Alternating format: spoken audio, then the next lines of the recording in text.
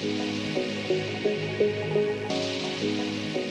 it's Live More Summer Market 2013, Salt Lake City, Utah. Timmy O'Neill. I'm here with Pete Davis. Pete, how are you, my friend? I'm doing great, man. Good to How see are you, brother. Excellent. I'm psyched because I'm in the room with you.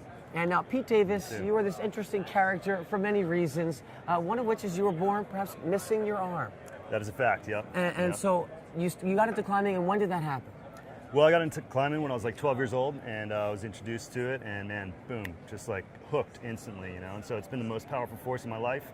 And I get out there and I hold myself to the same standard that my peers do, and try not to make any excuses, you know. Try to just maximize my abilities and do what I can, man, you know. And I get up quite a bit of stuff, I'd say. You are one bad to the bone climber, I would say. So earlier I was working with a guy named Trevor Thomas. And Trevor Thomas went blind when he was much older, in his 30s, over the course of 8 months. Now, you were born missing your limb. Right. So how is the difference there between, saying, being born with and then having later have a physical adaptive need? Right. Well, you know, a lot of people would say, you know, it's a bit easier for me, you know, being born without the limb because, you know, I'm just fully adapted to it. It's never really hung me up, you know. I've never had to lose something.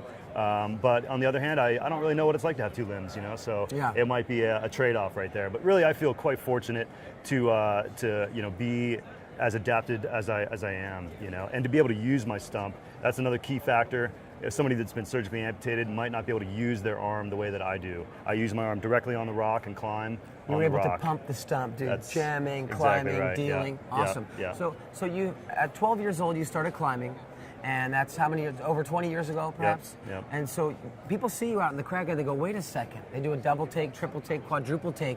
Here's this guy that is missing his arm, and he's out there climbing, and not only climbing, but he's climbing very well and climbing hard. How does that feel to be an individual that people are looking to, first with surprise and then perhaps with admiration?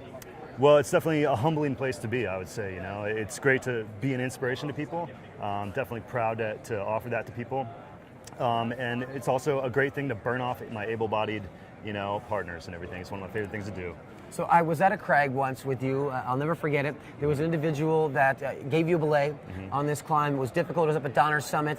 And then this person proceeded to fall on top rope and almost be unable to climb it. And it was just like, I kind of like just enjoyed watching that happen. Yeah, right. Because, me too. Yeah, right? Because people would say, oh, it's impossible for you to climb. And on the contrary, not only is it possible, but it's possible for you to climb very hard. Absolutely. You recently are part of a film called Gimp Monkeys. Tell us about that. Yeah, so Gimp Monkeys is a film that we made, a short film about us climbing El Capitan. This is with my two other disabled friends, Jerem Fry and Craig DiMartino. They're both leg amputees, one below knee, one above knee. And we climbed the Zodiac just because we wanted to climb El Cap, you know. And El Capitan, of course, is a massive granite monolith in Yosemite National Park in California. Thousands of feet of sheer granite. Yeah. What was the experience like? Were you afraid at all? Were there moments of doubt? Were there moments where you're like, wow, another arm would be great here? Or a good attitude and one arm will beat a bad attitude and two arms every time. Now, that is obviously, but give me more there. So what is it? Man, it's so all what about is missing your arm? attitude and perception, you know. I perceive as having one arm as a very minor inconvenience, I like to say. It's not that big a deal, you know, but that's just the way I think about it, you know. So perception is a very positive influence on who you are. Right, that's right. I'm right here, I'm not right here, really, you know. This doesn't really define me. And so, you know, with that framework, with that attitude, I'm able to accomplish a lot of stuff in this life. Pete Davis, you partnered with an organization called Paradox Sports. Tell us about Paradox Sports. Well, Paradox Sports was started by this fellow named Timmy O'Neill. Hey, wait, that's me. Was it Tommy or yeah, Tammy? Or it's Tammy O'Neill. Tammy O'Neill. Tammy. Yeah. So yourself and DJ Skelton, our good friend, a severely wounded Iraq vet, and we got together and just wanted to pool our resources to help the disabled community, you know, and help people to get out in the outdoors and live a life of excellence, you know, and that's what really the outdoors have given us. You know, it's given us the opportunity to rise above and to live a life of excellence, you know, and so we want to, you know, promote that to everyone and anyone that we can. So climbing and wilderness immersion and that well-being that comes from these endeavors, both physically and spiritually, you then take that and share that with the constituency. Who are some of the people that you're bringing into the programming at Paradox Sports? Well, all kinds. We got vets coming in. You know, we've got just the normal disabled population. Everyone and anyone. I mean, really, we're open to anyone that wants to experience something new, wants to challenge themselves, and you know, wants to do so in a beautiful mountain environment, you know, natural environment. I think that's really where we thrive, and where, you know, the spirit comes from. And what's the future of Paradox Sports? What's happening now and what's down the road? Right. So right now, at Paradox Sports, we're working on a curriculum, the full compendium of adaptive climbing for numerous different disabilities. We're going to take this curriculum and we're going to implement it around the country, teaching adaptive climbing clinics. And when if it's a curriculum, are there components involved with it? There's a book? Yes, there's a book, there's a teaching platform, equipment that would go along with that. We basically want to help people not reinvent the wheel. If they have a disabled person of some type of disability or another, we want to be able to bring them in and get them going immediately. So we all had to invent this stuff, but since we've got it invented, let's push it out there so other people don't have to. So you're working with these other agencies and other individuals who have been in this field, producing the body of work and skill sets and equipment even. So, as you mentioned, not necessarily about creating a new wheel, but taking that wheel and placing it on our same vehicle to overcome those obstacles with greater agility and greater speed. Absolutely, yeah. So, Pete Davis, what's in the future for you? What's coming down the pike? Man, Paradox Sports, we've got a bunch of different events going on. 9/11, this September 11th, we've got 13 different parties of veterans summiting different formations around Yosemite.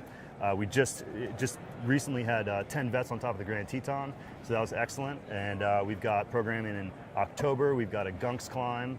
And the Shawangunks in upstate New York. Shawangunks. Yeah. We've got a big Paradox climb going on there, a bunch of people, and we've got just programming lined up throughout the year. And so we are going to keep building this thing, get as many people involved, and show people that adaptability is really something that we're all doing on some level. We're or all another. differently abled. Yep, exactly. Right? Some people just got to do it a little bit differently. You might have to think about it a little bit differently.